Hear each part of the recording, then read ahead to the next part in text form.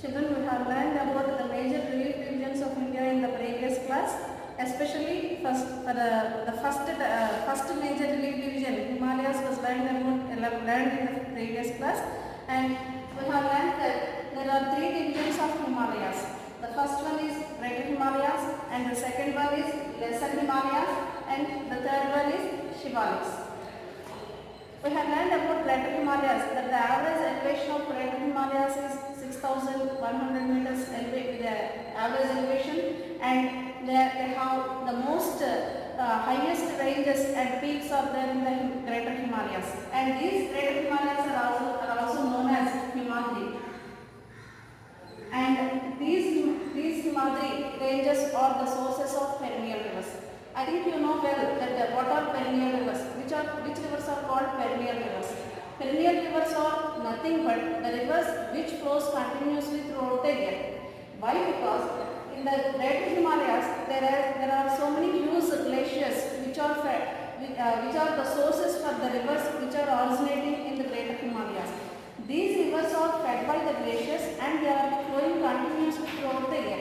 So these rivers which are originated in the Greater Himalayas are known as perennial rivers. Okay, next when we come to the second division of the Lesser Himalayas, we will learn about this in detail. Also known as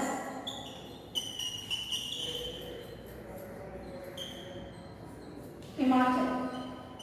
Lesser Himalayas are also known as Himachal, and these are the places at the south of the Greater Himalayas. If we take the Himalayas like these, if we draw the three divisions of Himalayas like this, the northernmost division of Himalayas is Greater Himalayas or Himadri, and when we came to the second division, these are called as Lesser Himalayas or Himachal. And when we compare to the Greater Himalayas, Lesser Himalayas are somehow the elevation and the ranges are somewhat decreased. The length of the Himalayas is also decreased when we came to the Lesser Himalayas. The average elevation of Lesser Himalayas is 3,700 meters to 4,500 meters. That means the elevation of some of the ranges which are present in Lesser Himalayas varies between 3,700 meters to 4,500 meters.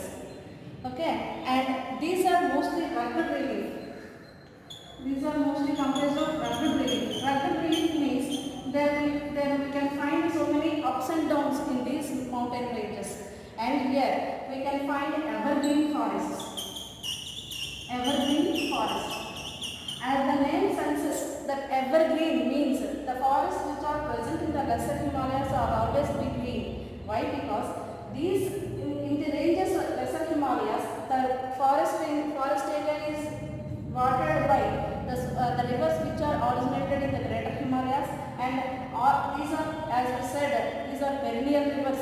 These forests have been watered all through the year. So the forest which is present in Lesser Himalayas is called evergreen forest, and it consists of, in the Lesser Himalayas we can find so many famous valleys.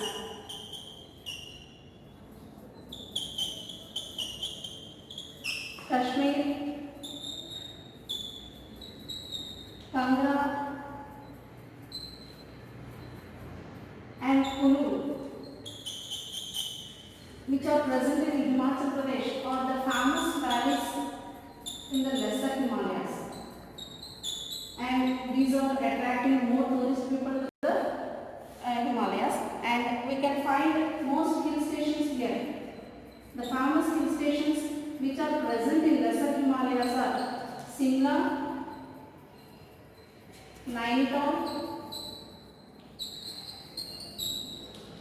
Ranikhet, and some other are also present there, and we can find most important regions, most important ranges in Lesser Himalayas are Pir Panjal and Mahabharat. We can also find most important ranges like Pir Panjal and Mahabharat ranges Lesser Himalayas.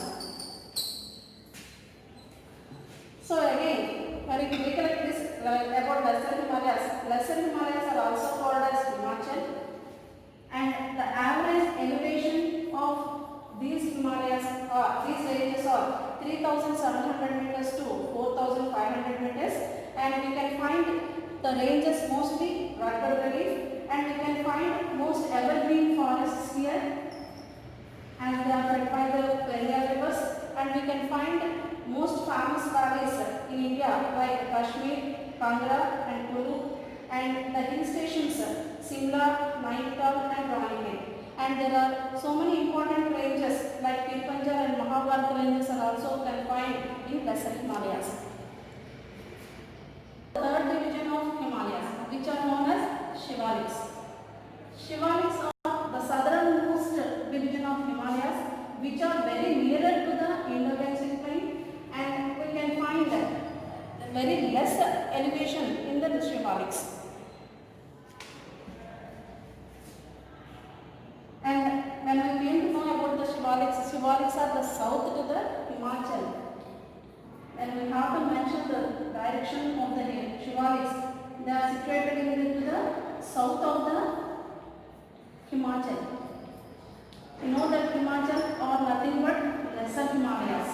And the average elevation of Shivaliks are 900 meters to 1100 meters, and these are very close to the plainlands, and the width of Shivaliks is 10 to 50 kilometers. 10 to 50 kilometers, and these are very nearer to the plainlands.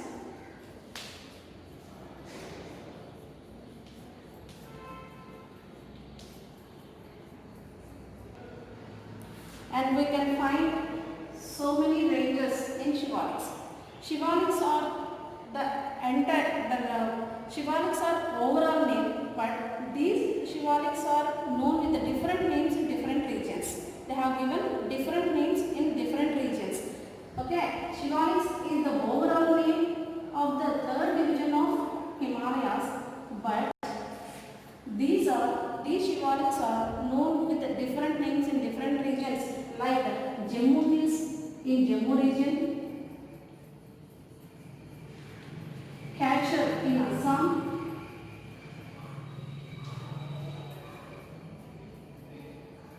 Mishmi Hills in Arunachal Pradesh,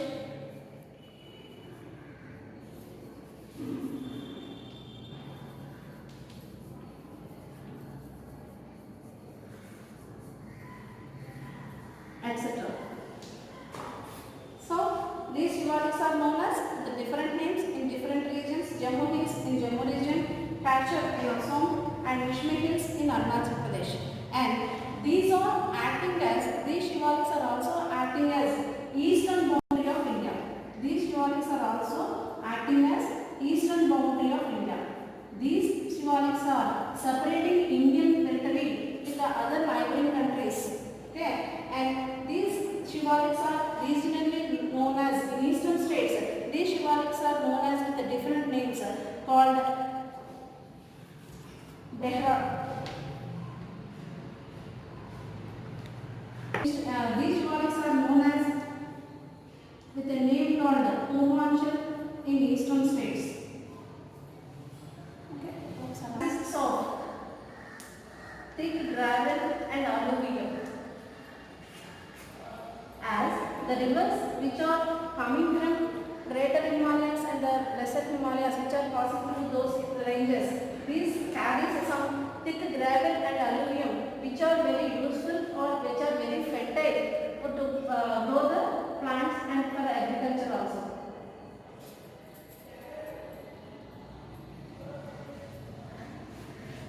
And here we can observe some other important feature which are called dunes.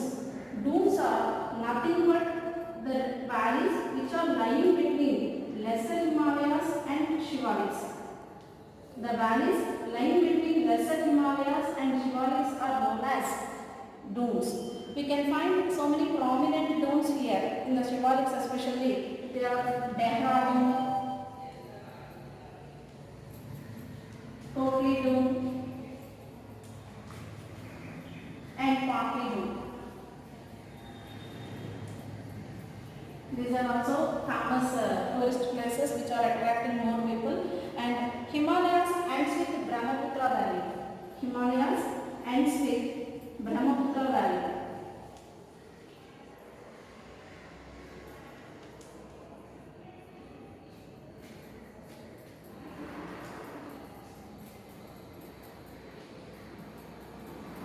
This is the most important river which is flowing in northeastern states, and in these Himalayas are taking a hailpin bend in northeastern regions.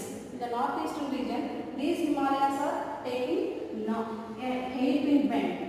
Okay, so these are acting as eastern boundary also. While the Himalayas are extending from west to east, and they are taking a hairpin bend in the eastern side, and so these are acting as eastern boundary of India also. We know that prominently the Himalayas are the northern boundary of India, but these are also acting as eastern boundary of India also.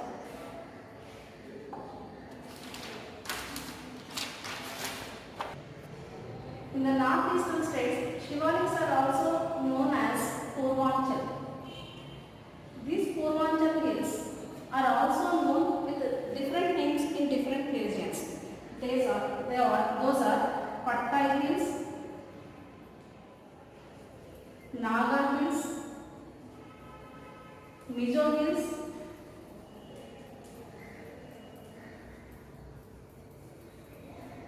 Manipuri Hills.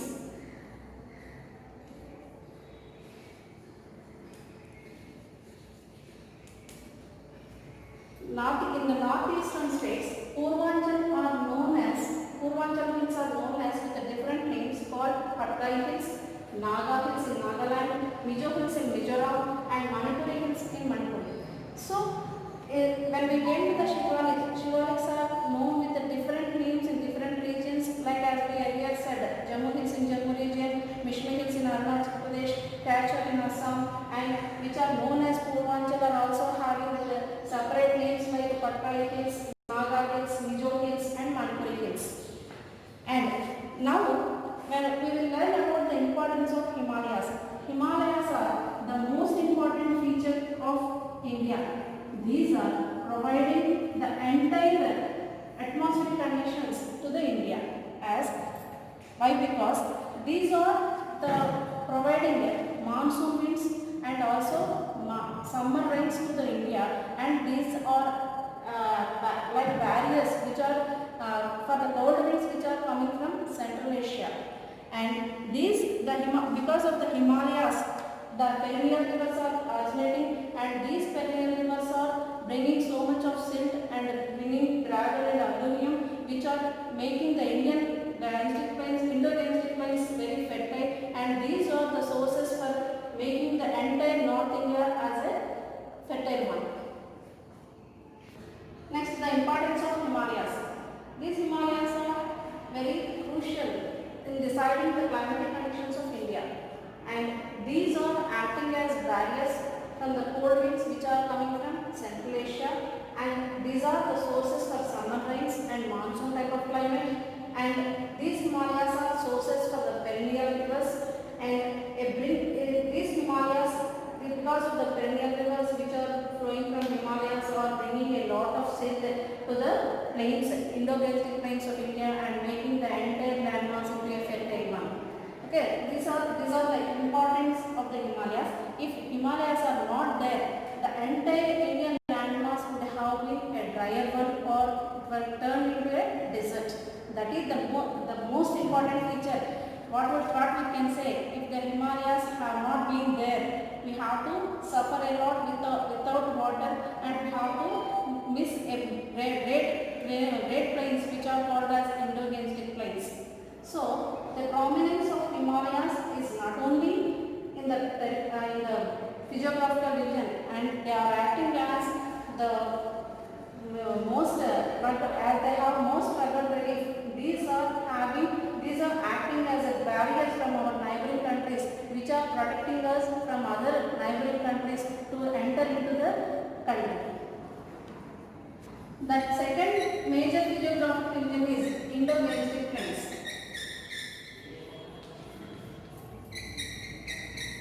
As the name refers, Indus and Ganges. These two rivers are the most important sources for making the entire North India as a Great Plains. These Indo-Gangetic Plains comprises three major rivers. This plains comprises three major rivers. They are Indus, Ganges, and the third one is Brahmaputra.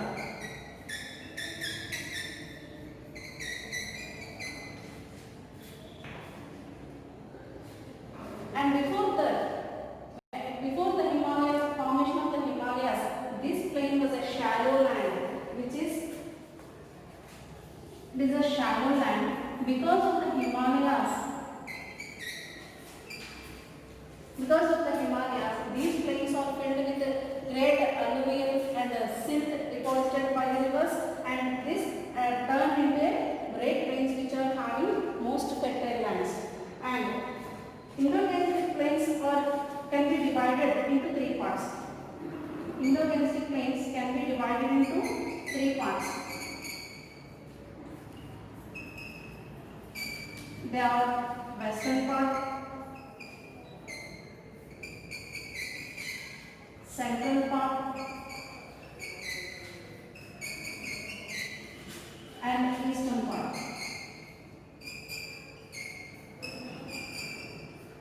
Like the Himalayas, as Himalayas are having three regions, likewise in Indo-Gangetic plains also we can find three regions. They are western part, central part, and eastern part.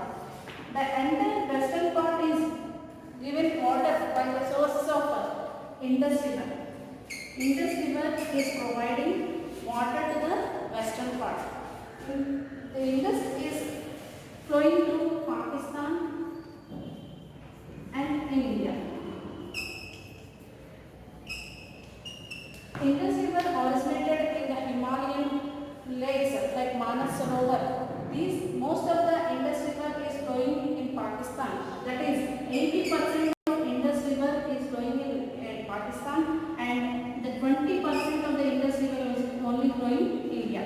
But there are five major tributaries for Indus River. They are Ravi, Beas, Satluj,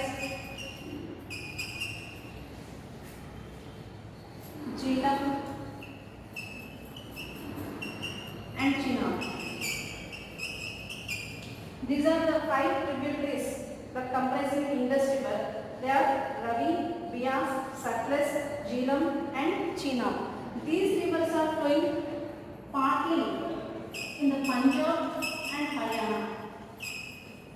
In our country, these five tributaries of Indus River are flowing through Punjab and Haryana and making the lands of Punjab and Haryana fertile. Here we can also find another special feature which is called Doab. Here Do means two and Ab means river. Do means two and Ab means rivers. The land between two rivers is considered as Doab feature. Because if we see the map, we can find that the tributaries of Indus are flowing like this. And the land between these two rivers are considered as having Doab features.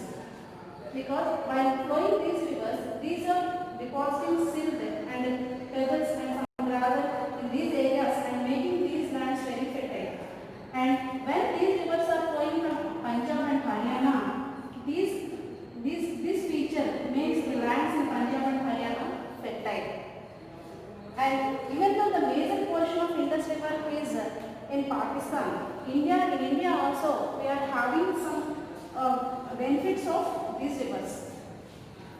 This dog feature, okay, this dog feature can be found entire in the entire western part of Indo-Gangetic plains. Okay, next when we came to the central part, of Indo-Gangetic plains, the major river here is the Ganga, which is considered as a holy river for entire India. The central part of Indo-Gangetic plains,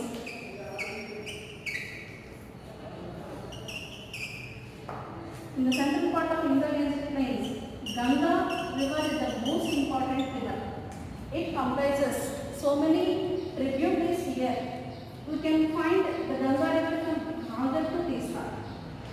From the rivers Bhagar to Teesta, we can find the central part.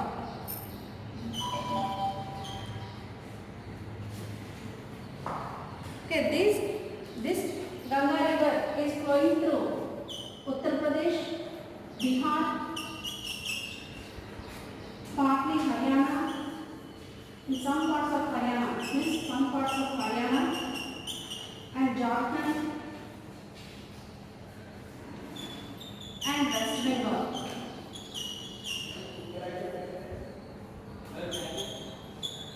This is the longest river in India and flowing through several states like Uttar Pradesh, Bihar, in Haryana, Jharkhand and West Bengal, and making these lands, the lands which are present here, making fertile by the Ganges river.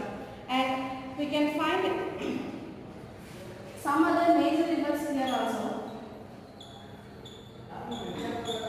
They are Ganga, Yamuna,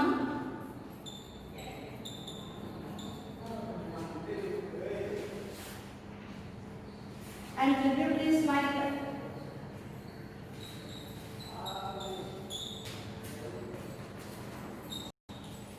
Son and Kosi. We can learn about the Ganga river in detail in the coming chapters. And when we came to the eastern part, the major river here is Brahmaputra river.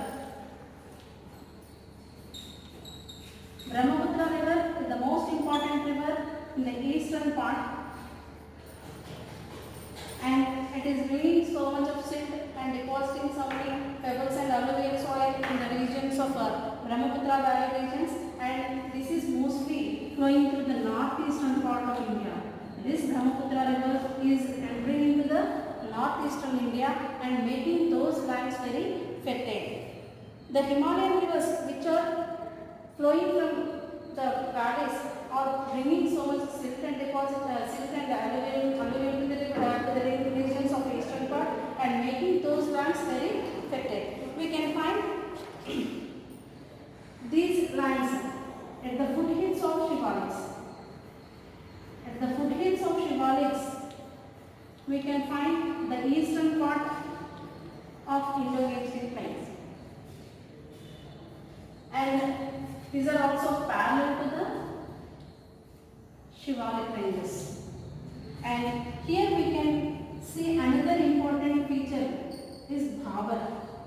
Here Bhabar means the thick and alluvial and pebbles are deposited here, and the rivers which are flowing here cannot be seen in the outside, as they are flowing under the pebbles and sediments.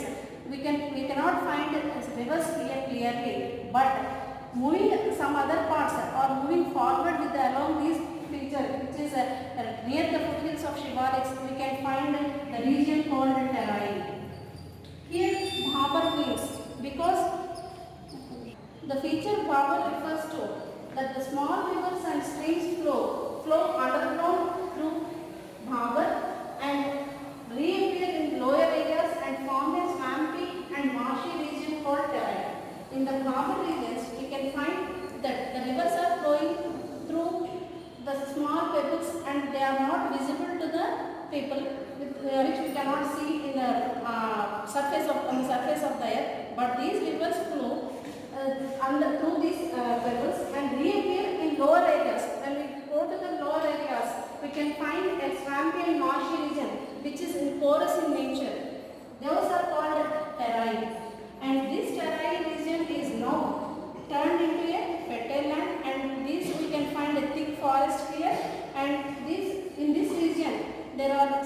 agricultural cultivated lands also can be seen here.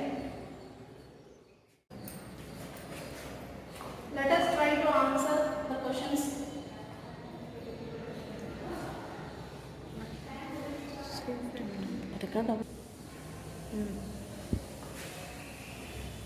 Let us try to answer the questions given here. Write about the lesser Himalayas. As you know that lesser Himalayas are also known as Himachal, and the average elevation of these ranges are also 3,700 meters to 4,500 meters, and these lesser Himalayas are comprising major valleys and major hill stations here, and like that you can write about the lesser Himalayas. And the next question, explain about shivaliks and the names of the shivaliks in different regions. Shivaliks are the southernmost ranges of Himalayas, and these are named with different in different regions of in India. And what are the parts of Indo-Gangetic plains? There are three parts of Indo-Gangetic plains. Indo-Gangetic plains are divided into three parts. They are western part, central part, and eastern part. Write the major rivers in Indo-Gangetic plains. The major rivers in Indo-Gangetic plains are Indus, Brahmaputra, Ganga, and the Brahmaputra. When we came to the tributaries